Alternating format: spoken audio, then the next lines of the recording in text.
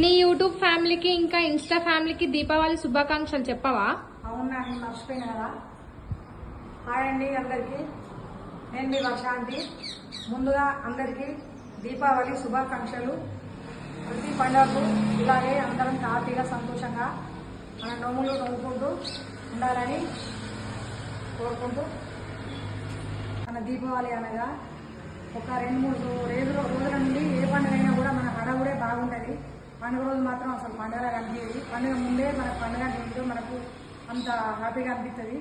నాకైతే ఇంట్లో పండుగ చేసుకునే దానికన్నా బయట షాపులు ఉండి మన గాంధీ చౌరస్తా దగ్గర పూల షాపులు కానీ అవన్నీ వాళ్ళు పూలు మన దీపావళికి సంబంధించినవి అన్ని దండలు, పసుపు, కుంకుమ అన్ని నోవులకు సంబంధించినవి అన్నీ అక్కడ గాంధీ చుట్టూ వాళ్ళు పెట్టుకొని అమ్ముతుంటే అది చూస్తాను.